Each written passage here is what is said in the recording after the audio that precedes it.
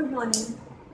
અત્યાર સુધીના ચેપ્ટર 4 રાસાયણિક બંધન અને આણ્વીય રચના એમાં આપણે બે પરમાણુ ભેગા થઈ અને અણુની રચના કેવી રીતે થાય એના માટે લુઈસ બિનનું નિરૂપણથી શરૂઆત કરી. ત્યાર પછી આપણે વિલ-શેપર સિદ્ધાંત જોયો. એના પછી એના કરતાં થોડીક એડવાન્સ થિયરી આપણે બીબી થિયરી જોઈ, વેલેન્સ બોન્ડ થિયરી. અને આજે આપણે એમઓટી મોલેક્યુલર ઓર્બિટલ થિયરી અથવા તો એને આણ્વીય કક્ષક સિદ્ધાંત તરીકે ઓળખીએ છીએ એની ચર્ચા કરવા જઈ રહ્યા છે. મોલેક્યુલર ઓર્બિટલ થિયરી એને આપણે એમઓ થિયરી વડે બતાવીએ છીએ, આણ્વીય કક્ષક સિદ્ધાંત. હવે એ આખી થિયરીના બધા મુદ્દાઓ સમજતા પહેલાં હું તમને LCAO linear combination of atomic orbital એટલે કે પરમાણ્વીય કક્ષકોનું રૈખિક સંગઠન થઈ અને કેવી રીતે આણ્વીય કક્ષકની રચના થાય છે એ સમજાવું છું. ધારો કે આપણે એમઓટી થિયરી પ્રમાણે H2 અણુ કેવી રીતે બને છે એની વાત કરીએ છીએ. આના પહેલાંની થિયરીમાં મેં તમને બીબીટી પ્રમાણે કેવી રીતે H2 અણુ બને છે એની આપણે વાત કરી હતી. આજે એમઓટી પ્રમાણે H2 અણુની રચના સમજો. તો અહીંયા જે પણ પરમાણ્વીય કક્ષક છે એને આપણે તરંગ સ્વરૂપે કલ્પી લઈએ છીએ. એ ધારો કે પરમાણુ એ છે, બે હાઇડ્રોજન પરમાણુનું રૈખિક સંગઠન થાય એટલે H2 અણુની રચના થાય. એક હાઇડ્રોજન પરમાણુને આપણે HA સંજ્ઞા વડે બતાવીએ છીએ અને બીજો હાઇડ્રોજન પરમાણુ છે એને આપણે HB સંજ્ઞા વડે બતાવીએ છીએ. અને આ બે પરમાણુનું રૈખિક સંગઠન થાય એટલે H2 અણુની રચના થાય. અને અહીંયા જે પણ પરમાણ્વીય કક્ષક છે હાઇડ્રોજનનો પરમાણુ ક્રમાંક 1 છે એટલે 1s1 એની ઇલેક્ટ્રોન રચના છે. તો 1s કક્ષકમાં એનો ઇલેક્ટ્રોન છે એને આપણે એની પરમાણ્વીય કક્ષક કહીએ છીએ. અને એની જે પરમાણ્વીય કક્ષક છે એને આપણે આવી રીતે તરંગ સ્વરૂપે કલ્પી લઈએ છીએ. તો આ જે તરંગ છે તરંગને આપણે સાઈ સંજ્ઞા વડે બતાવીએ છીએ. સાઈ એટલે તરંગનું વિધેય. તો આ જે છે HA પરમાણુનું તરંગ વિધેય એને આપણે સાઈ એ સંજ્ઞા વડે બતાવીએ છીએ. HB પરમાણુનું તરંગ વિધેય એને આપણે સાઈ બી સંજ્ઞા વડે બતાવીએ છીએ. અને બે તરંગોનું રૈખિક સંગઠન પછી એ સરવાળો પણ હોઈ શકે અને બાદબાકી પણ હોઈ શકે એટલે અહીંયા પ્લસ ઓર માઇનસ લખું છું. અને પરિણામે પરમાણ્વીય કક્ષકોના રૈખિક સંગઠનથી આણ્વીય કક્ષકની રચના થાય છે. આણ્વીય કક્ષક મોલેક્યુલર ઓર્બિટલ એટલે આને આપણે સાઈ એમઓ તરીકે બતાવીએ છીએ. તો આણ્વીય કક્ષકની રચના કેવી રીતે થાય? કાં તો પરમાણ્વીય કક્ષકોનું રૈખિક સંગઠનમાં પ્લસ લખું સરવાળો અથવા તો માઇનસ લખું બાદબાકી. HA અને HB એમાંથી સાઈ એમઓની રચના થાય. સાઈ એમઓ એટલે મોલેક્યુલર ઓર્બિટલ અથવા તો પરમાણ્વીય કક્ષકોનું 1s પરમાણ્વીય કક્ષકોનું રૈખિક સંગઠન થઈ અને H2 આણ્વીય કક્ષકની રચના થઈ. એક પરમાણુ HA છે, બીજો પરમાણુ HB છે. તો જે પ્લસ મેં લખ્યો છે અહીંયા કાં તો એક જગ્યાએ મેં પ્લસ હોઈ શકે અથવા તો માઇનસ. તો પ્લસ પ્રકારનું અને માઇનસ પ્રકારનું રૈખિક સંગઠન કેવું થાય? તો પહેલી વસ્તુ કે જે બે પરમાણ્વીય કક્ષકો અથવા તો જે બે તરંગોનું સંગઠન થાય છે એક તરંગ ઉપર બીજું તરંગ ઓવરલેપિંગ થાય છે એને સંગઠન કહેવાય. પરમાણ્વીય કક્ષકોનું સંગઠન એટલે શું? એક ઉપર બીજો ઓવરલેપિંગ થાય છે. તો જો એકની ઉપર બીજો આવી રીતે ઓવરલેપિંગ થતો હોય કે એના શૃંગ ઉપર આનો શૃંગ આવે, આના એકના શૃંગ ઉપર બીજાનો શૃંગ આવ્યો અને એના ગર્ત ઉપર આનું ગર્ત જ આવે, માઇનસ માઇનસ ભેગા થયા, પ્લસ પ્લસ ભેગા થયા, શૃંગ ઉપર શૃંગ અને ગર્ત ઉપર ગર્ત ઓવરલેપિંગ થાય છે. તો એને આપણે રચનાત્મક વ્યતિકરણ કહીએ છીએ. અને એને આપણે સિગ્મા, એ જે આણ્વીય કક્ષક મળી મોલેક્યુલર ઓર્બિટલ એને આપણે સિગ્મા પ્રકારની આણ્વીય કક્ષક કહીએ છીએ. તમને ખબર છે સિગ્મા અને પાઈ બે બંધ હોય સહસંયોજક બંધમાં અને જ્યારે એના છેડા પરનું સંમિશ્રણ થાય તો એને આપણે સિગ્મા બંધ કહીએ છીએ. સિગ્મા અને પાઈ બંધ આપણે શીખી ગયા. અને એવું પણ શીખી ગયા કે જ્યારે SS કક્ષકોનું સંમિશ્રણ થાય તો બનતો બંધ સિગ્મા પ્રકારનો જ હોય હંમેશા. તો અહીંયા તો બે હાઇડ્રોજન પરમાણુનું સંમિશ્રણ થયું છે, SS કક્ષકોનું સંમિશ્રણ થયું છે એટલે મળતા બંધને આપણે સિગ્મા કહીએ છીએ. એમાં પણ જો એ રચનાત્મક વ્યતિકરણ હોય તો એને આપણે સિગ્મા એમઓ કહીએ છીએ. રચનાત્મક એટલે એકની ઉપર એક ઓવરલેપિંગ થાય છે, આ રચનાત્મક સંમિશ્રણ કહેવાય.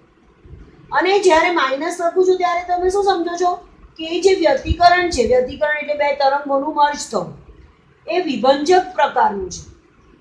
વિભંજક કોને કહેવાય? એક પરમાણુનો આ તરંગ છે, આ બીજા HAB નું તરંગ વિધેય છે, અને આના શૃંગ ઉપર બીજાનું ગર્ત ઓવરલેપિંગ થાય છે. આનો જે શૃંગ છે એના પર આનો ગર્ત ઓવરલેપિંગ થાય છે, આ પ્રકારનું વ્યતિકરણ થાય છે. તો એમાં પણ બનતા બંને તો આપણે સિગ્મા બંધ જ કહીએ છીએ, સિગ્મા એમો જ. પણ જ્યારે માઇનસ પ્રકારનું અથવા તો વિભંજક પ્રકારનું વ્યતિકરણ હોય તો એને સિગ્મા સ્ટાર એમઓ તરીકે ઓળખીએ છીએ. એટલે એવું સમજાય કે પરમાણુય કક્ષકોનો સરવાળો એને આપણે રચનાત્મક વ્યતિકરણ કહીએ છીએ. દાખલા તરીકે પરમાણુ HA અને HB નો સરવાળો એને તરંગ વિધેય પ્રમાણે psi A plus psi B કહીએ, તો જે રચનાત્મક વ્યતિકરણ અથવા તો સરવાળાથી જે મોલેક્યુલર ઓર્બિટલ મળે છે psi MO અથવા સિગ્મા MO, એને આપણે બોન્ડિંગ મોલેક્યુલર ઓર્બિટલ બંધકારક આણ્વીય કક્ષક કહીશું. અને પરમાણુય કક્ષકોની બાદબાકી કે જેને અમે વિભંજક વ્યતિકરણ કીધું, psi A minus psi B તરંગ વિધેયોનું એકબીજાથી ઓપોઝિટ શૃંગનું ગર્ત ઉપર અને ગર્તનું શૃંગ ઉપર ઓવરલેપિંગ, એને વિભંજક વ્યતિકરણ કહેવાય. તો જે આણ્વીય કક્ષક મળે છે એને આપણે psi star MO, sigma star MO અથવા તો ABMO તરીકે ઓળખીએ છીએ, એન્ટી બોન્ડિંગ મોલેક્યુલર ઓર્બિટલ. સરવાળાથી જે મળે છે એને બંધકારક આણ્વીય કક્ષક અને બાદબાકીથી જે મળે છે એને બંધ પ્રતિકારક અથવા એન્ટી બોન્ડિંગ મોલેક્યુલર ઓર્બિટલ કહીએ છીએ. એવું યાદ રાખો છો કે બંધકારક મોલેક્યુલર ઓર્બિટલ, બંધકારક આણ્વીય કક્ષક સરવાળાથી રચનાત્મક વ્યતિકરણથી જે બને એની ઉર્જા એ મૂળ પરમાણુય કક્ષકો જે બેનું સંગઠન થયું છે એના કરતાં ઓછી હોય છે. જ્યારે ABMO anti bonding molecular orbital વિભંજક વ્યતિકરણથી જે ઉત્પન્ન થઈએ બાદબાકીથી થઈએ એની ઉર્જા એ મૂળ પરમાણુય કક્ષક કરતાં વધારે હોય છે. અને બંને જે પ્રકારની જે કક્ષકો મળી એ બંને આણ્વીય કક્ષકોની કુલ ઉર્જા એ જે બે પરમાણુય કક્ષકો છે એની કુલ ઉર્જાના સરવાળા જેટલી જ હોય છે. હમણાં ઉદાહરણ આપીશ એટલે તમને વ્યવસ્થિત ખબર પડશે. એક મુદ્દો આ યાદ રાખો છો કે BMOની ઉર્જા મૂળ પરમાણુય કક્ષક કરતાં ઓછી હોય, જ્યારે ABMOની ઉર્જા મૂળ પરમાણુય કક્ષક કરતાં વધારે હોય, અને બંનેની ઉર્જાનો સરવાળો એ જે બે પરમાણુય કક્ષકોનું સંમિશ્રણ થયું છે એના સરવાળા જેટલું જ હોય. બીજું યાદ રાખો છો, BMO અણુને સ્થાયી બનાવે છે. કેમ? કારણ કે એની ઉર્જા ઓછી છે. જ્યારે ABMO અણુને અસ્થાયી બનાવે છે. કેમ? કારણ કે એની ઉર્જા વધારે છે. જેમ ઉર્જા ઓછી એમ સ્થિરતા વધારે. એટલે જે બોન્ડિંગ મોલેક્યુલર ઓર્બિટલ છે એ અણુને સ્થિરતા આપે છે. જો electron ABMO anti bonding molecular orbital વાળી કક્ષકમાં જાય તો અણુને અસ્થાયી બનાવે છે.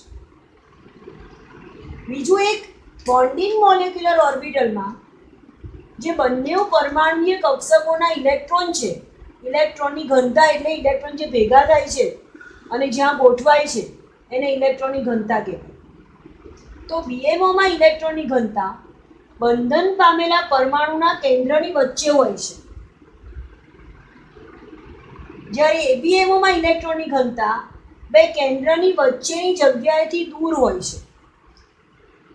અહીંયા કેમ વચ્ચે હોય?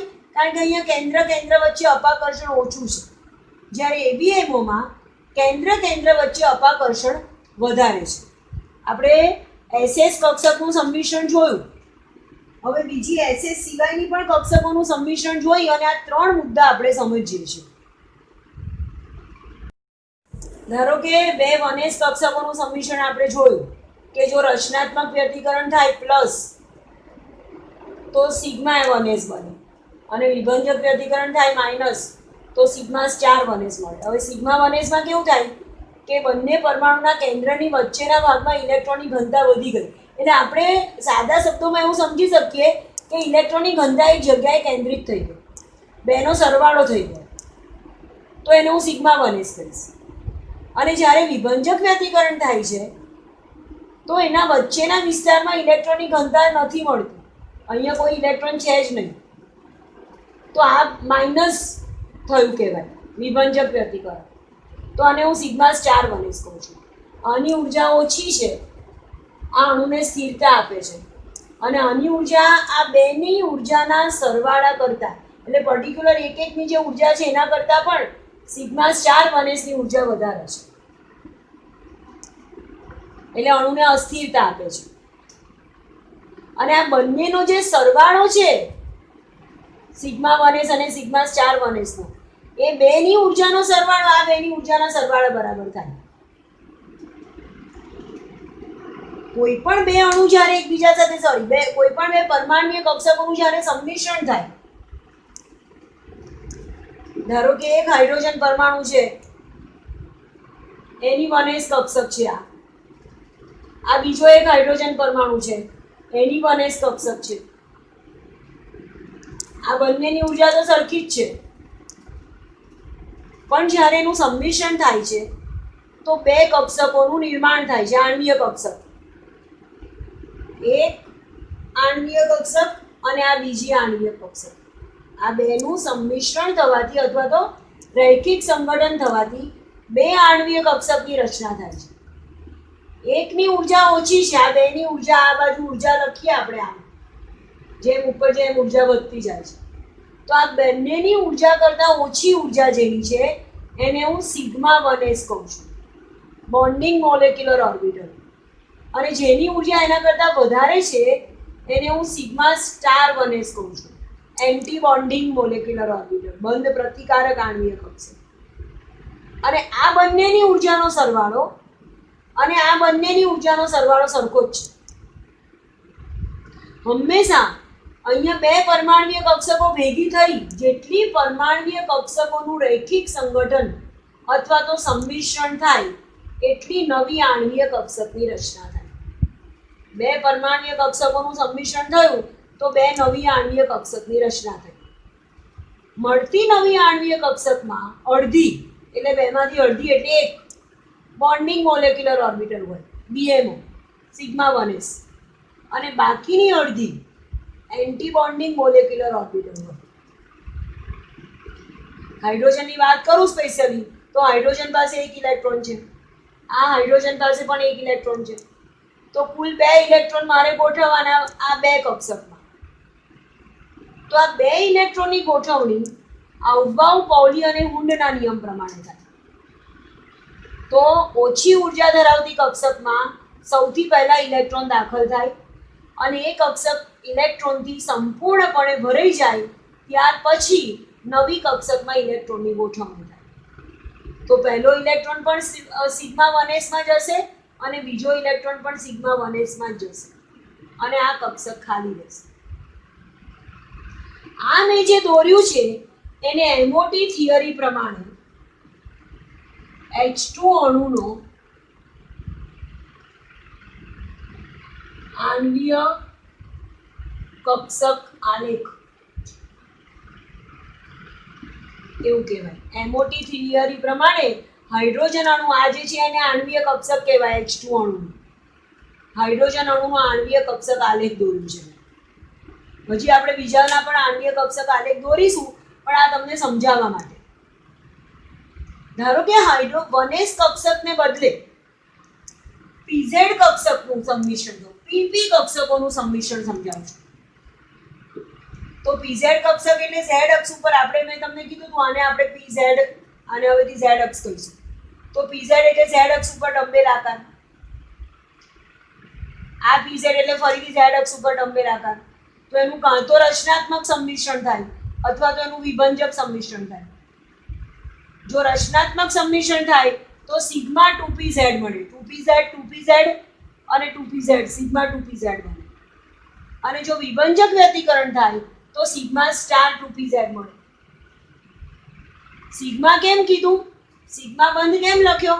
કારણ કે pz નું સંમિશ્રણ હંમેશા સિગ્મા બંધ જ આપે, એવું મેં તમને સમજાવ્યું છે. SS નું સંમિશ્રણ હંમેશા સિગ્મા બંધ જ આપે, પણ px નું સંમિશ્રણ પાઈ બંધ જ બનાવે. પીવાય નું સંમિશ્રણ પાઈ બંધ જ બનાવે, કારણ કે px નું સંમિશ્રણ આવું થવાનું ને, તો બાજુ પરનું સંમિશ્રણ થશે એટલે પાઈ બંધ બનશે. પીવાય નું સંમિશ્રણ આવું થવાનું, બાજુ પરનું સંમિશ્રણ થયું એટલે પાઈ બંધ બને. પણ pz નું સંમિશ્રણ આવી રીતે થાય, આ એક pz અને આ બીજી pz, તો છેડા પરનું સંમિશ્રણ થયું એટલે સિગ્મા બંધ બને. તો કયો બંધ બન્યો? સિગ્મા. કઈ પરમાણ્વીય કક્ષકોનું સંમિશ્રણ થયું છે? 2pz. તો બંધને હું સિગ્મા 2pz કહીશ. આણ્વીય કક્ષક જે છે એને હું સિગ્મા 2pz કહીશ. અહીંયા પ્લસ છે તો સિગ્મા લખીશ, માઇનસ છે તો સિગ્મા સ્ટાર લખીશ. આને બોન્ડિંગ મોલેક્યુલર ઓર્બિટલ કહું છું. અને જે સ્ટાર વાળી છે બંધ પ્રતિકારક આણ્વીય કક્ષક, એને હું એન્ટી બોન્ડિંગ મોલેક્યુલર ઓર્બિટલ કહું છું. હવે બોન્ડિંગ મોલેક્યુલર ઓર્બિટલની વ્યાખ્યા મેં હમણાં કીધી કે બે પરમાણ્વીય કક્ષકોની કેન્દ્ર વચ્ચેના વિસ્તારમાં ઇલેક્ટ્રોન મળવાની સંભાવના મહત્તમ, સરવાળો થયો. ગર્ત ઉપર ગર્ત અને શૃંગ ઉપર શૃંગ ઓવરલેપિંગ થયું, બંનેના પ્લસ પ્લસ નજીક આવ્યા તો સરવાળો થયો કહેવાય. અને જ્યારે બાદબાકી થાય છે, એન્ટી બોન્ડિંગ મળે છે, તો બંનેના પ્લસ માઇનસ નજીક આવ્યા, ગર્ત ઉપર શૃંગ અને શૃંગ ઉપર ગર્તનું ઓવરલેપિંગ થયું. તો અહીંયા બે પરમાણુના કેન્દ્ર વચ્ચેના વિસ્તારમાં ઇલેક્ટ્રોન મળવાની સંભાવના ઓછી છે. તો સિગ્મા સ્ટાર 2pz ની ઉર્જા વધારે અને સ્થિરતા ઓછી, જ્યારે સિગ્મા 2pz માં ઉર્જા ઓછી અને સ્થિરતા વધારે.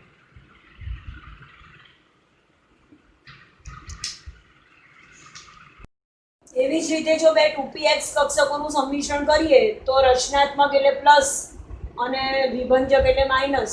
જ્યારે રચનાત્મક સંમિશ્રણ થાય તો ગર્ત ઉપર ગર્ત અને શૃંગ ઉપર શૃંગ, આ પ્રકારનું બંધારણ મળે તો એને આપણે પાઈ 2px આણ્વીય કક્ષક કહીએ છીએ. અને જો બધી પરમાણ્વીય કક્ષકો એકબીજાથી દૂર જતી રહે, બે પરમાણુના કેન્દ્ર વચ્ચેના વિસ્તારમાં ઇલેક્ટ્રોન મળવાની સંભાવના ન્યૂનતમ છે, તો એને આપણે પાઈ સ્ટાર 2px કહીએ છીએ. પાઈ 2px એટલે બોન્ડિંગ મોલેક્યુલર ઓર્બિટલ, અને પાઈ સ્ટાર જેની પર સ્ટાર લખ્યો છે એને anti bonding molecular orbital. Molecular orbital એટલે આણ્વીય કક્ષક, પરમાણ્વીય કક્ષક ભેગી થઈને આણ્વીય કક્ષકની રચના થાય.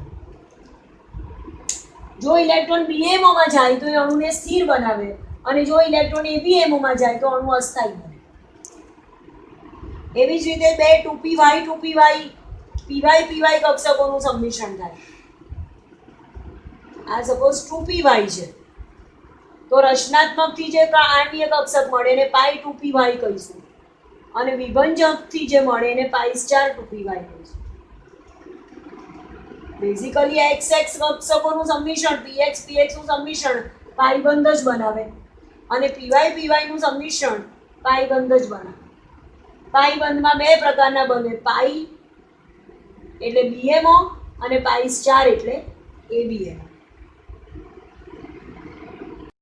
તો અત્યાર સુધી તમને જે સમજાયું એના પરથી તમને એટલો ખ્યાલ આવે કે વનેસ કક્ષકોના સંમિશ્રણથી, બે પરમાણ્વીય કક્ષકોના સંમિશ્રણથી બે આણ્વીય કક્ષકની રચના થાય, સિગ્મા વનેસ અને સિગ્મા સ્ટાર વનેસ. બે પરમાણ્વીય કક્ષકો જો 2px નું સંમિશ્રણ થાય તો પણ બે આણ્વીય કક્ષક મળે, એને નામ આપીએ છીએ પાઈ 2px અને પાઈ સ્ટાર 2px. 2py પરમાણ્વીય કક્ષકોનું જો સંમિશ્રણ થાય તો મળતી નવી આણ્વીય કક્ષકને આપણે પાઈ 2py અને પાઈ સ્ટાર 2py કહીએ છીએ. અને જો 2pz પરમાણ્વીય કક્ષકોનું સંમિશ્રણ થાય તો મળતી નવી આણ્વીય કક્ષકને સિગ્મા 2pz pz નું સંમિશ્રણ થાય એટલે સિગ્મા મળે, અને સિગ્મા સ્ટાર 2pz એવી બે આણ્વીય કક્ષકોની રચના થાય. LCO થિયરીમાં આટલું તમે સમજો છો. નેક્સ્ટ લેક્ચરમાં આપણે LCO થિયરી, MOT થિયરી અને એને આધારે આણ્વીય કક્ષક આલેખ એ બધા મુદ્દા પર ચર્ચા કરીશું.